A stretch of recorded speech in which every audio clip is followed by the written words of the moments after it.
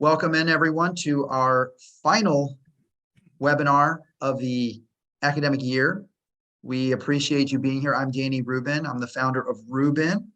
We provide online resources for employability skills. We help students write emails properly, speak on the phone, hold conversations to advance themselves for college and career. And once or twice a month, we talk with industry professionals about their jobs. And this is our final session of this school year. And we are pleased to have Oceaneering joining us and the apprentice program coordinator, Guy St. John, and a welder who works under him, John Mikey Pishnock, although he also goes by Fish, and we will see him shortly. And Guy, we'll talk to you in just a moment. I want to hit a couple of housekeeping notes and looking ahead to the summer. And then we will have you introduce yourself and talk about Oceaneering and how welding connects to your business. So the first thing I'd like to do, and this is for everybody, those who raise your hand if this is your first time in one of our sessions, or your Zoom hand. Raise your hand if it's your first time. Okay, great. And Jenny's here, providing sign language just in time. So if you're new to us or you're returning, we always like to give out free resources and we mix it up. And this time we're giving out life skill resources coming from our company's Emerge online curriculum. And inside of Emerge, we have a series of life skill lessons like how to shake hands, how to hold a face-to-face conversation, how to take a headshot, how to sign your name in cursive, how to email your teacher about a poor grade you're not happy with, how to respect someone else's opinions, even if it's not something you agree with. Lots of practical life skills. I'm sure Guy would appreciate someone bringing these skills into the workplace. And so if you'd like these resources, they're free. They're in a Google Drive. All you have to do is go to the chat right now, type the word interested and your email address. It's the easiest way to give it out. And as we always do, and if you are new to our community, what we like to do is have a 5-minute phone call. If you're an educator, 5-minute phone call tomorrow, Thursday or Wednesday, to help you locate these resources and share them with your school. So again, the word interested and your email address, and we will pass it out shortly. And if you're new to us, we'll put a 5-minute invite on your calendar to chat and show you around, and then you can share it with your school. So we'll mention it again at the end, but I wanted to bring it up at the beginning. All right, Guy, you can have it too. Thanks. So I appreciate everybody's interest, and I'll keep going. And again, I'll bring it up at the end, but thank you to those who put their information in. If you're watching this on a recording, many schools watch these on recording. You can still have the resources. Just email us with the subject line, Rubin Life Skill Resources. And we always like to promote the next thing that we've got coming up. Well, this is the end of our academic calendar year of webinars, but we are going to do a professional development series over the summer, which will start in June with dates and times to be announced. But we will be covering communication skills that you as an educator can bring to the classroom next year. So it's more of a professional development, continuing ed type of a environment. And you'll see dates and times very soon. They'll be in Zoom, 45 minutes to an hour, and you can continue to learn and gain some hours of learning over the summer. So keep an eye out for that. And finally, everybody with us today will receive a certificate for being here. You'll see that in your email on Wednesday. So please look out for that. And because we always want you to be able to show proof that you were here for your portfolio or wherever you would like to share the information. So those are the news and notes. And I'd like to now bring in our first of two guests, bring in Guy, and have you, Guy, introduce yourself and your role at Oceaneering and how you connect to our other guest and to the welding career in general. Go right ahead. Okay, hello everyone, and thank you for being here. My name is Guy St. John, Apprentice Program Manager for Oceaneering International. Marine Services Division in Chesapeake, Virginia. So the 30-second elevator pitch for Oceaneering is that Oceaneering, headquartered in Houston, Texas, is an engineering and service provider to offshore oil and gas. There are several other business units under Oceaneering, and Marine Services Division is one of those. We are not in the oil and gas business. We are in the defense contracting business. The United States Navy is our primary customer, and within the Navy, it's the United States Submarine Force. So we have a pretty niche business that we are in, but it's critical to national defense. It's critical that the work that's done on these highly complex weapon systems and crafts and ships is done completely and thoroughly and correctly. And to do that, we have a variety of trades that we hire that conduct the work on board the vessels. And those include welders, a variety of fitters, ship fitters, pipe fitters, mechanics, also called outside machinists. We have an inside machine shop, which does a lot of the fabrication work for us. And so those are some of the trades that you would typically find in a shipyard, in a ship repair, maritime business. And that's the kind of trades that we have. So the apprentice program is 3 years long here at Oceaneering and Marine Services Division. And along with being a full-time employment, our adults that are adults, that's a big word, our employees work full-time, and then at night they go to school for their related instruction related to their craft and work towards certificates from Tidewater Community College and also their associate's degree, if we can get them there. In 3 years, we can get them to a journeyman status with the Department of Labor, because the program is registered with the Department of Labor. And we can get them a couple of certificates, and they can be well on their way towards an associate's degree in maritime technologies.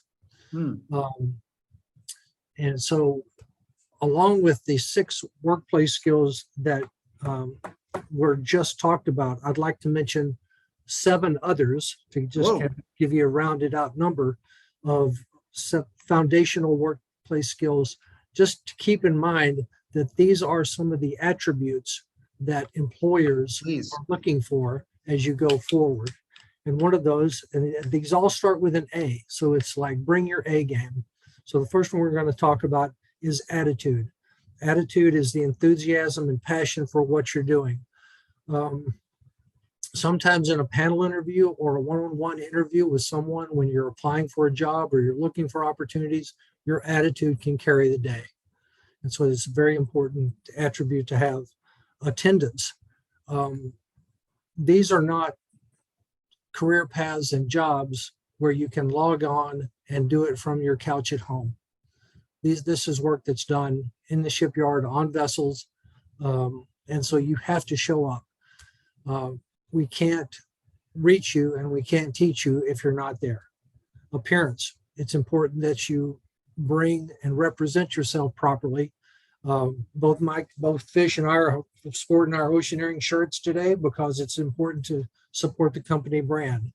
And appearances, you want to show up looking better than the job that you're applying for. Ambition. This is what you don't need to go beyond expectations of what is expected of you. And you bring just a 1% change in any of these A-game things, you will be the person that the company will go to time and time again because you're proving your reliability. Acceptance, appreciation, and accountability are the other ones that round out the 7 foundational workplace skills. And finally, with a safety note, you have to be where your feet are. So when it's time to be on the job, you need to have the cell phone away. You need to clear your mind. You need to be focused on the task at hand, because whether you're installing a trailer hitch at U-Haul or you're working on the hull of a submarine, you need to be where your feet are. You need to be safe. You need to be engaged. You need to be involved. You need to have your A game. Wow. That's on site. Phenomenal advice. I was going to ask you, what do you look for in a new hire? But you pretty much just laid it all out. The kind of attributes that you value when you're bringing on a young person to go down the path that our second guest has already gone down and is now well into his career. So I really appreciate that. And is it possible, can we bring him in? Sure. And if So you want to just stay, as a- you can stay in the conversation with us. That's perfectly fine. Do you want to add any last points to that before Fish comes into the frame? No, I'm going to turn the chair over to Fish here, but Fish has been with us for 5 years. He is a journeyman welder, and is also has experience in our planning department in engineering. He has his journeyman certificate. He has 1 credit away from his associate's degree from Tidewater Community College in Maritime Technologies. And after that, we're going to continue the roll towards his bachelor's, probably, or in project management. Fantastic. Yeah, because it's an incremental step increase from going from his trade to more of a management position Yep. within the company. And it just goes Oh. to show that you can start in a trade out of school, out of high school, and find your way towards different degrees in education along the way. There's more than one Absolutely. way to obtain a 2 and 4 year degree. And I think it's so important that parents hear that, teachers hear that, students hear that. So I Yeah. look forward to talking to him about that. And please kind of stay in the room with us, and we may have Well, I'll some be other in the questions room. directed at I you. gave everyone a homework assignment to go to the Oceaneering website, oceaneering.com, because the company does a lot of cool things. We are working with Collins Aerospace on the next generation of astronaut flight suit in our space systems division. In our entertainment systems, we build roller coasters for the theme parks in Florida. We have a Wow. remotely operated or robotics division that's in Panama City, Florida, where we go down and do stuff on the seabed floor with remotely operated vehicles. We produce our own umbilicals that attach those ROVs to the ships. We have commercial divers to do ship husbandry. We do some secret squirrel stuff up in Hanover, Maryland. We support the 4 major shipyards in the nation, which are Pearl Harbor, Bremerton, Norfolk, and Kittery, Maine. And we're working on tasks there and different locations, because you have to go where the boat is, the submarine, and they just can't park those things anywhere. Phenomenal. In addition to the support that we give of our offshore oil and gas. So we are around the edges of a lot of places. If you go to the website, you'll see all of our operating locations. We're about 10,000 employees worldwide. There is a worldwide footprint. So you can search on careers, you can put in a location, and you can find out what jobs are currently open in Scotland if you'd like, or Terrific. Brazil. Terrific. I encourage everybody here to look up Oceaneering, see if I put the website right in the chat. I'll do it again. Please check them out. Maybe there's something in near your community where Oceaneering has a presence. It could be an opportunity to seek them out for apprenticeships and work-based learning opportunities. So thank you, Guy. So without for further ado, I'd like to bring in Fish. Please. And he's cleaned up. He's cleaned up for the event, which is We appreciate that. Come on over. All right. Slide up a little bit, so a little bit brighter on your face. All right. It's great to meet you. You have many names: John, Mikey, Fish. How should I address you in this interview? Fish is usually what I go by. Okay. It was given to me 10 years ago in the shipyard, and it just kind of stuck. Okay. So, all right. So Fish, take us back to high school. What did you know about the job you were doing now? How did you learn about it? I didn't know a whole lot about it in high school, believe it or not. I'm actually a 3rd generation welder, so the fact that I didn't know much about it. Okay, even more so. Right. And I started out at Sonic, the fast food place, and just decided I'd do something better and looked into welding. There's a local tech school near us that I went to, did a 6-month program, and went to the shipyard. And after I left the shipyard, I pretty much came straight here for the opportunity at a degree and movement upwards in the company. Slide up a little bit closer to the camera and speak up a little bit more so we can hear you clearly. So you learned, you were working at Sonic, you learned about it. Go back in those, I know you've been in the business now several years, but go back and what was it like when you first started learning? What was that experience like? Was it new to you? You'd seen your family do it, I suppose, but what was the experience like just getting accustomed to welding? It is a whole nother beast of anything if you've never done anything like it. Why is that? It's not an easy job. There's a reason why a lot of people can't do it.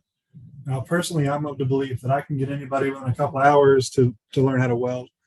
But to the level that we weld at Oceaneering, as Guy mentioned, submarine repair, it's pretty serious work, and you got to be pretty good at it. Tell us what does a welder do? To start there, and then I want to understand the work you do on a submarine. But what does a welder do? What is the job?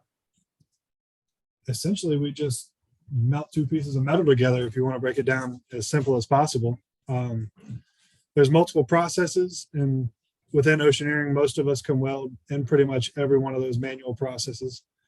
The more processes you do know, the more valuable you will be and the better welder you will be. What was something else you would ask? And then tell us what kind of work you're doing on a submarine with welding. Okay. On a submarine, it can be anywhere from, like he said, welding on the hull of the submarine to welding on foundations of the submarine. Some of those things have stricter requirements, but usually you'll take your best to everything you do, even if it's not as strict as welding on the hull of the submarine. It's a lot of stuff to be able to do. And as I ask more questions, I want to invite our audience to put their own questions in the Q&A along the bottom of Zoom. Please put your questions, put your school, so we can give you credit for the question. So, for example, if you can speak to it, I don't know how sensitive the information is, but let's say, what's like a recent project on the submarine? Did a floor need repair? The roof need repair? What were you doing exactly? Help the students understand, what does the work look like? Is the submarine is docked, at a naval base, you go on it, it's sort of above water a little bit. You're not down in 100 feet below or something. It's here. And you enter onto the sub, and what exactly are you doing? So as far as underwater, if the submarine's out to sea, they have their own welders in the Navy that will take care of any emergent things to get them back to port, depending on what the availability of the submarine, availability being what they have set aside for the submarine to have repaired and how long they will want the submarine there. They can put it in what's called dry dock, which is where they sink a vessel, well, floating dry docks. They sink the vessel, go under the submarine, pick the submarine up, and then they dock the dry dock right by the dock so you can go right onto it. And then they have standard dry docks where they'll flood it out, pull the submarine in, and drain the dry dock. The submarine will sit on blocks, so it's not sitting right on the ground, and it's supported like it needs to be. As far as what we do on the submarine for welding, there's obviously some sensitivity to it because it is submarine work. But anything from, like you said, the floor, we called deck grading. If it's worn out, we either fully replace it, or we can what's called base metal repair it, build it up back to its thicknesses. Usually that's for things like in tanks that see fluid all the time.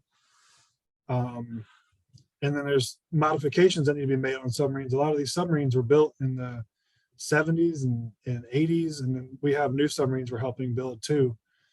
And a lot of these things they've come up with updates, and then we go in and we'll do these updates on these submarines. And that can be anything from the floor being changed to new foundations being put in for new machinery, any kind of repairs that they have, anything like that.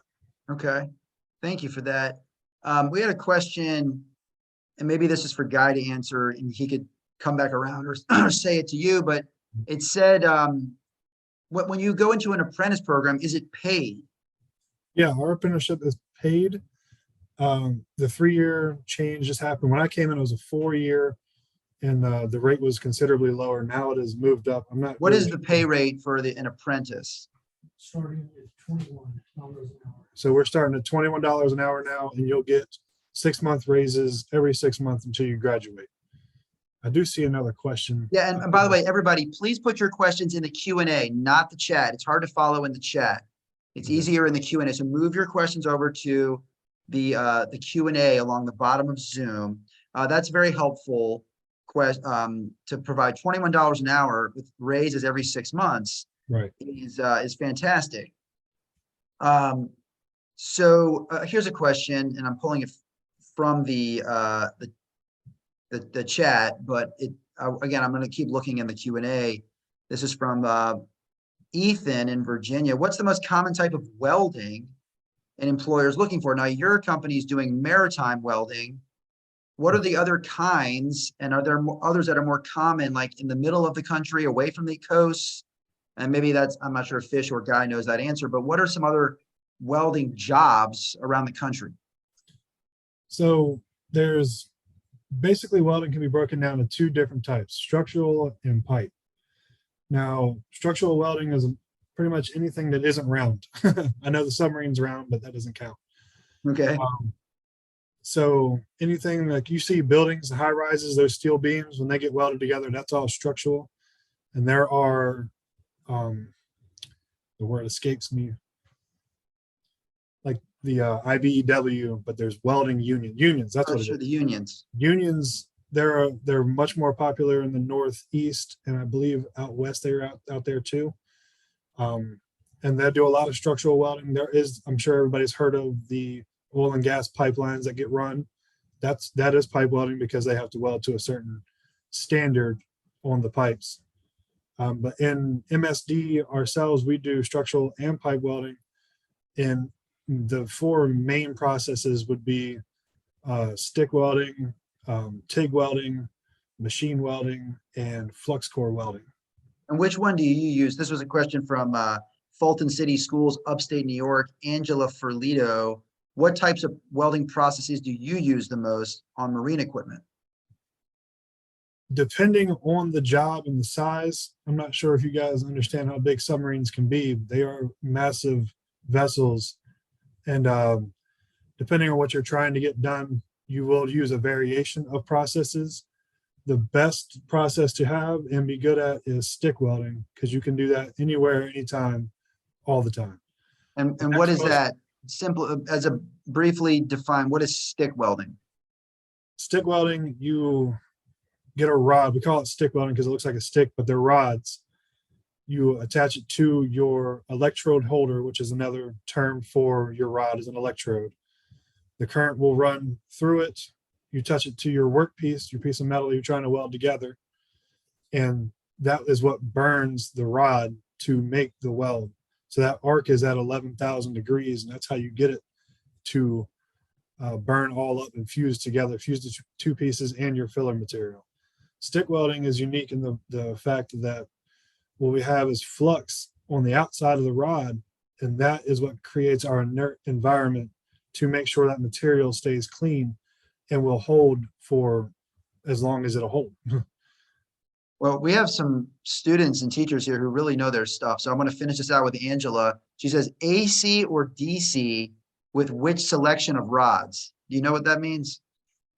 Depending on what you're trying to accomplish and what rod you're using, usually and more often than not, everybody is welding DC, and that's going to be your stick welding, your TIG welding, and you can weld AC TIG with aluminum rods. You can also stick weld AC aluminum rods, but more often than not, you're going to be in your DC straight polarity, and that's what we're going to do.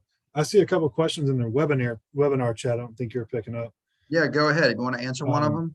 Yeah, Lori says, do we need to swim for the job? MSD specifically does not do diving and welding anymore. We used to years back, but we don't anymore. I believe we have divisions within oceaneering that has diving welders. But as far as our positions, no, we do not do that. We went over pay. There's another one. Do you need to attend a particular type of trade school? If the trade school offers welding, that's all you need.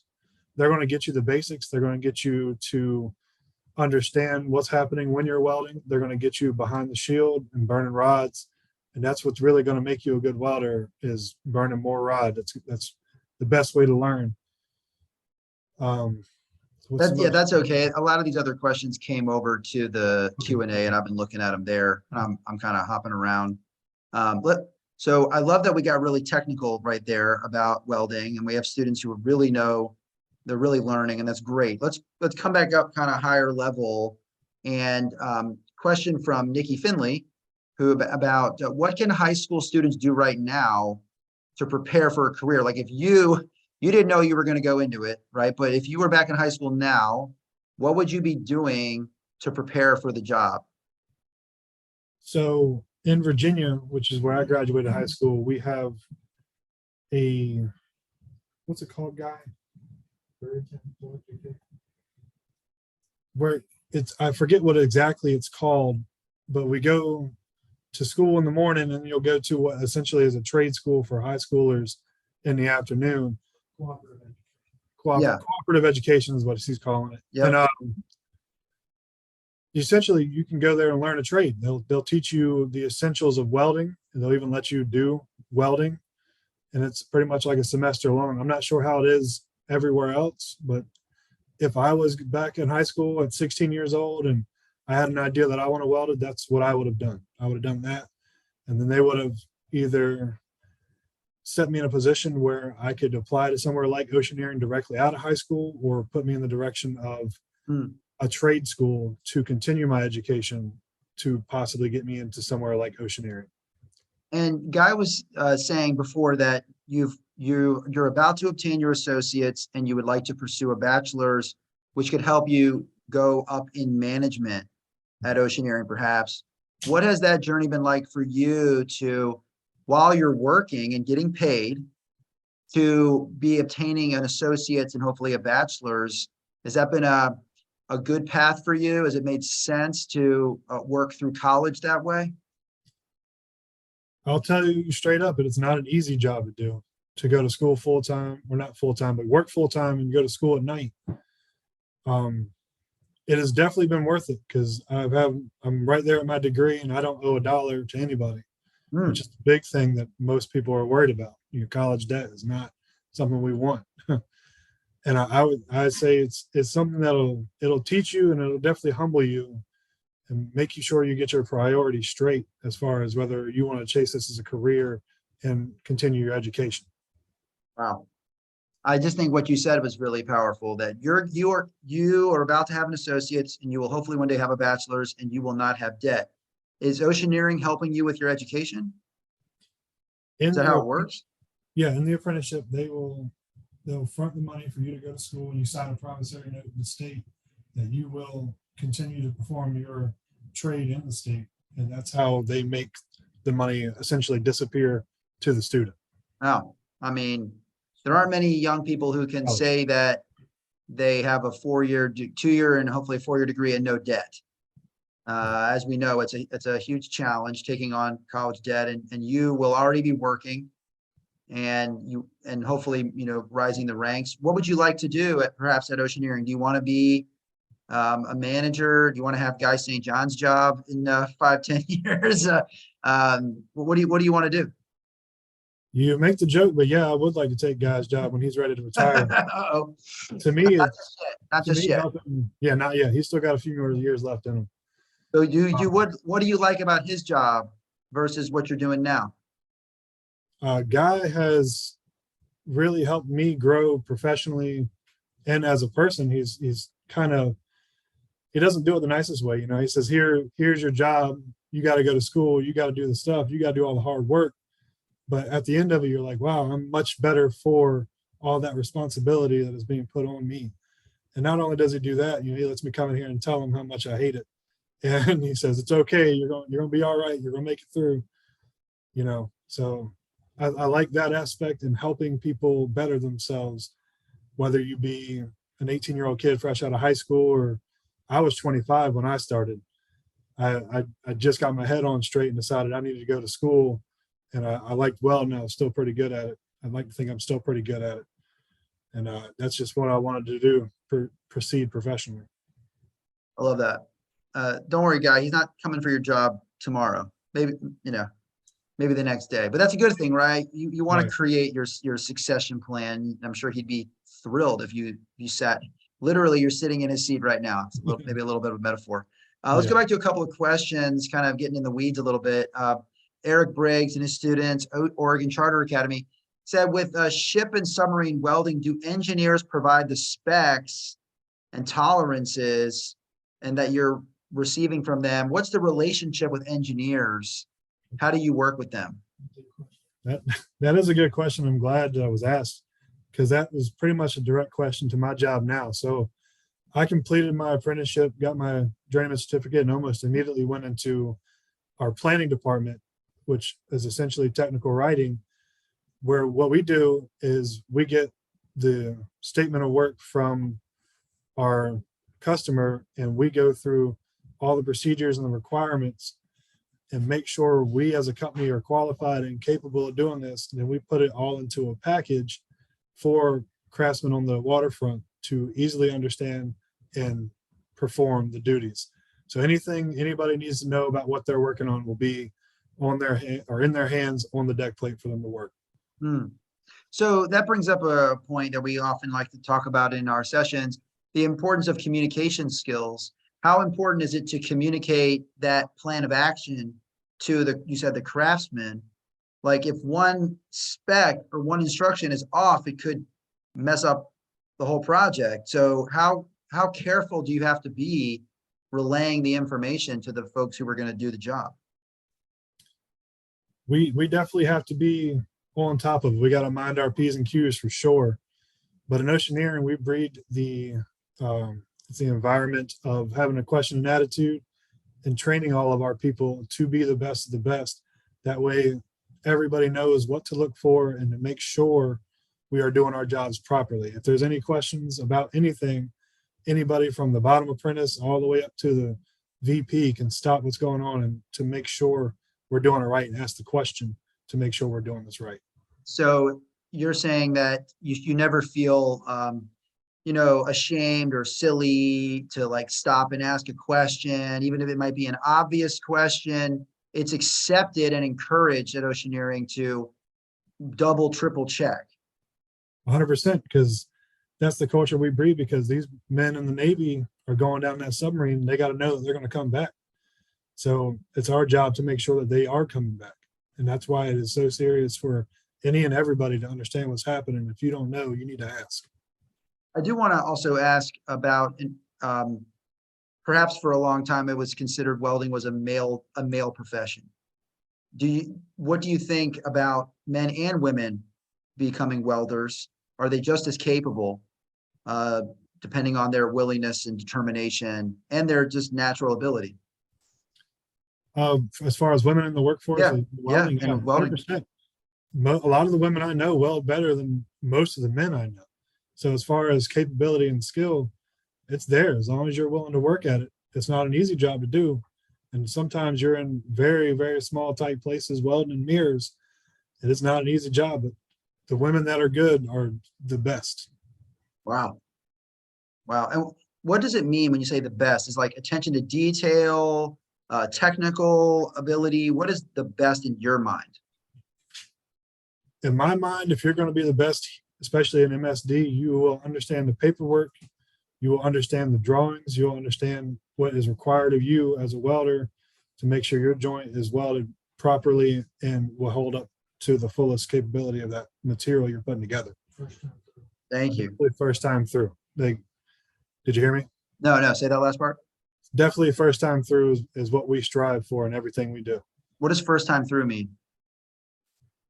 Like I said before, if you don't know, you ask the question, and when we're done with that job, we are saying the first time we did it, we're good, and that is complete and set. Got it. get a couple last questions in here from Justice Neff, the Pathways Transitional Program.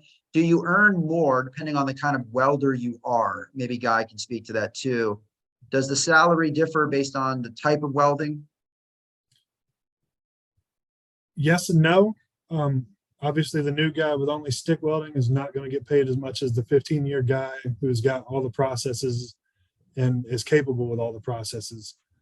That definitely comes with time because nobody's going to be perfect at all of them early in their career. As far as, I'm not really sure how to proceed with that, but That's okay. And they're just curious if certain, aspects or divisions of the field pay better than Right. others. But I think, like you said, it's also about seniority and being in the business longer. And that's the same in many careers. Most careers is the longer you're there, the more you should be paid. Right. You said it briefly at the beginning, but someone did ask again. He said, how did you earn the nickname Fish? So, like I said, I started out at Newport News Shipyard, and there you're required to wear a hard hat everywhere you go. Usually in MSD, we wear a hard hat everywhere we are in the shipyard too. But there we had the last name right across the front. That way people could know who you were and know whose hard hat's whose. My last name is Pishnock, Pishnock. And at first glance, a lot of people think it's Pishnock. And I was getting yelled at by some guy in a really tight spot on a submarine. He didn't know my name. He kept hollering fish at me. And finally I figured it out. And after probably 3 or 4 weeks of him calling me Fish, thinking he was calling me Pish, it was stuck. Everybody knew me as Fish at that point. So it just stuck. And in my opinion, being called Fish at work is kind of a gratitude thing. Like when people hear the name Fish, they know a guy who's good at his job and wants to do good is showing up. Also, working in maritime welding, you probably feel like a fish some days trying to get in some narrow corners on submarines, right? Yeah, it's definitely, it's crazy. I've been called a snake before too. Back in my day, I was a little bit lighter and a little bit thinner, and I would slide back behind stuff. Yeah, I can see that too. And because I know you have to work in some narrow spaces. Do you ever get like claustrophobic on a sub, working on a sub? It doesn't happen too often. Occasionally I'll get stuck because I'm not a small man. I'm 6'3", 300 pounds. I'll get stuck. And usually if you can get in that spot that you got stuck in, if you calm down, you can get right back out. There's been a time or two where I've had to be pulled out because of how big I am, but I did get back out.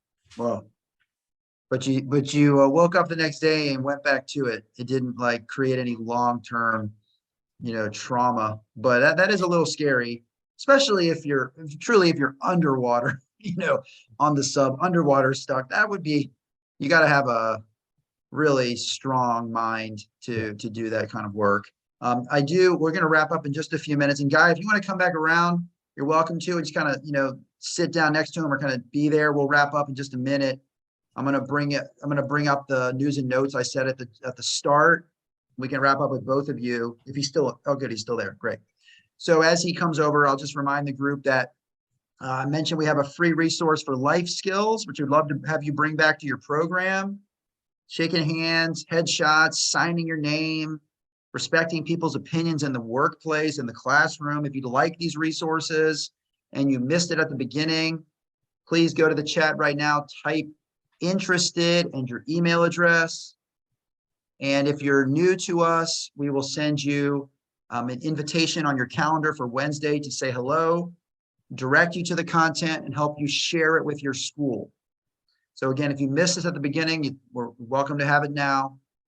And also we put out a recording on YouTube, and so you can watch it. And if you'd like these resources as well, email us to the email on the screen.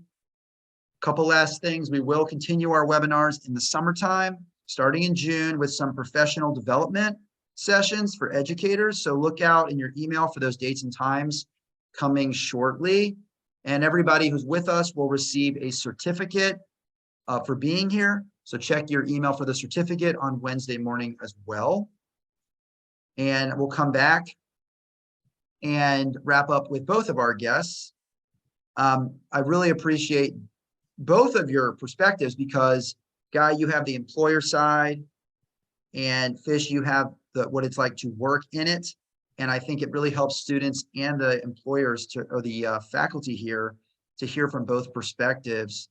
Guy, I'll come on, slide in, Guy, and I'll give you a final thought for after listening to Fish talk. What would you like to share with students as they perhaps consider welding as a career path? Yeah, so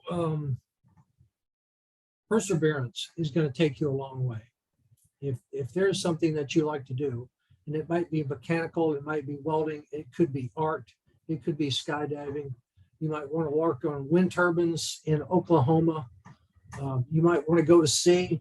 You might want to join the armed forces. It just kind of identify it right now, sort of early on, what you think you'd like to do, and eventually where you think you would like to live. If you never want to leave your hometown, that's fine. Then you're going to have to look for a job that's in your hometown, something that's available, and just stay with it. Okay. Just hack your way through it, stay strong with it. And eventually, and this is just part of life's journey. I mean, I realize all you guys want my job right now, but you can't have it. And neither can Fish. You got to put in the work. You got to put in the work. Okay. And the 6 life lessons that you have, the 7 foundational workplace skills that we have, if you take those on into heart, and you do sort of the law of incremental changes, means you only have to bring a 1% change in any one of those on any given day. But if you're constantly improving in your appreciation or your ambition or your appearance or your attendance, you become one of the most valuable employees that an employer has. Love that. Fish, do you have any final thoughts for the students, many of whom seem very interested in the field? They've asked some really technical questions. What would you say to students who are in high school right now and kind of looking at where you are? I know I heard it when I first started out that welding can take you anywhere, but it really can. As far as geographically, you can go anywhere in the world and weld, or you can take the route I took and progress up in your company, go up to planning, supervising, even project management, and maybe take Guy's job one day. I think you really embody what's possible here. Not only, good pay, a stable job, but the advancement, paying for your education. I mean, it's all the things that we talk about that are possible, but it helps to see it through a real human being. And so I know this will be a very valuable recording that we will share with students for a long time. So thank you both for being with us today, sharing your insights. Thank you, Jenny, for the sign language services. Thank you to everybody for all your great questions and for being with us throughout the year in our Dream Job series. We hope to kick it off again after Labor Day. Seems like far away, right? But just like that, we know it'll be there. And so we hope you'll join us, and we'll also see you during the summer. So we hope you have a great summer, a safe summer, and we'll see you in our Zoom rooms. And you can reach out. Someone asked a question. Email us anytime. I put the email in the chat. Email us with any webinar suggestions, jobs you'd like to see us cover. We are here for you. So you tell us what you want, and we'll make it happen. Thank you again, and have a great rest of your day. Happy to be here. So long.